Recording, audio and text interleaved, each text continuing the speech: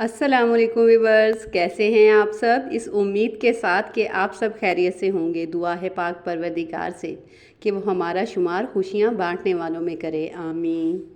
Viewers, आज मैं आपके लिए एक बहुत ही ज़बरदस्त है मीठे की रेसिपी लेकर आई हूँ। इस मीठे को आप गुलाब जामुन के मीठे का नाम दे सकते हैं।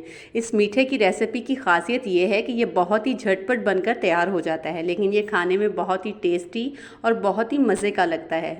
इसी के साथ साथ इस रेसिपी की एक ख़ासियत ये भी है कि ये एक बहुत ही बजट फ्रेंडली रेसिपी है, और अगर आप अपने घर में होने वाली किसी दावत में ये रेसिपी बनाते हैं तो आपके मेहमान खुश हो जाएंगे। तो चलिए जल्दी से ये गुलाब जामुन का मीठा बनाना शुरू करते हैं।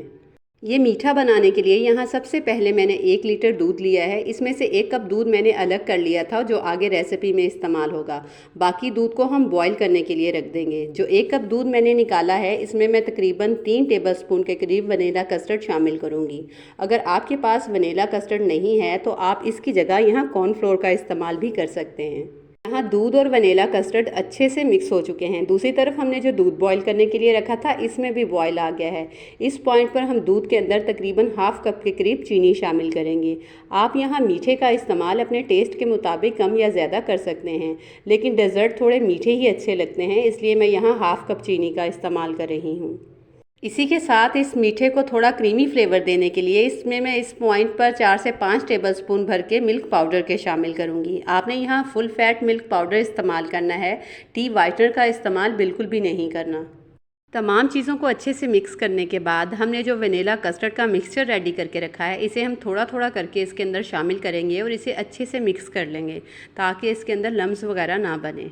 अब हम इस मिक्सचर को मिक्स करते हुए तकरीबन 3 से 4 मिनट तक पकाएंगे ताकि हमारा जो मिक्सचर है वो थोड़ा गाढ़ा हो जाए और इसका कच्चापन भी ख़त्म हो जाए। आपने इस पॉइंट पर कस्टर्ड को बहुत ज़्यादा गाढ़ा नहीं करना बल्कि थोड़ा पतला ही रखना है। आप यहाँ वीडियो में इसकी कंसिस्टेंसी चेक कर सकते हैं। अब हमारा कस्टर्ड बिल्कुल रेडी है।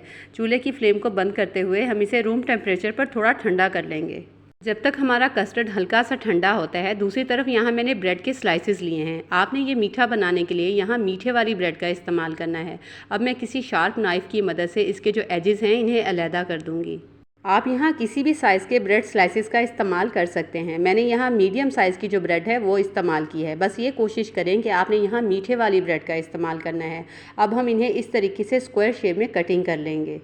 ब्रेड की कटिंग करने के बाद अब ये मेरे पास तकरीबन 4 से 5 अदद बड़े साइज़ की गुलाब जामुन हैं। इन्हें मैं इस तरीके से साइज़ में से कटिंग कर लूँगी। मैं यहाँ लंबे वाली गुलाब जामुन का इस्तेमाल कर रही हूँ।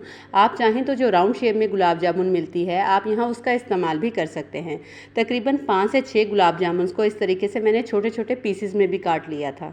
गुलाब जामुन की कटिंग करने के बाद अब हमने जिस डिश में इस मीठे को सर्व करना है उसमें हम कस्टर्ड डालते हुए इसके ऊपर ब्रेड्स की एक लेयर लगा देंगे।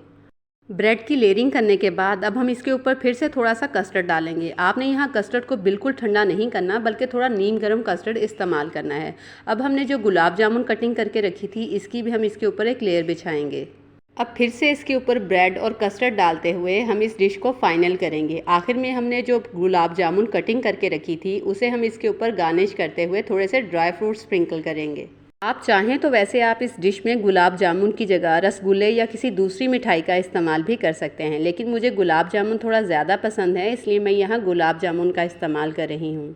ड्राई फ्रूट्स में मैंने यहाँ बारीक कटिंग किए हुए बादाम इस्तेमाल किए हैं। आप चाहें तो आप यहाँ इस मीठे में पिस्ते का इस्तेमाल भी कर सकते हैं, उससे भी ये मीठा देखने में बहुत ही ज़बरदस्त लगता है। उम्मीद है आपको मेरी ये आज की झटपट बनने वाले गुलाब जामुन के मीठे की रेसिपी ज़रूर पसंद आई होगी। अगर आपको रेसिपी ज़रा सी भी अच्छी लगी हो तो मेरी वीडियो को लाइक और शेयर करना मत भूलिएगा और मुझे कमेंट बॉक्स में ज़रूर बताइएगा। मुझे आपके प्यारे से कमेंट का इंतज़ार रहेगा। इसी के साथ मुझे अगली आने वाली नई रेसिपी तक के लिए इजाज़त दीजिए। टिल देन अल्लाह हाफिज़।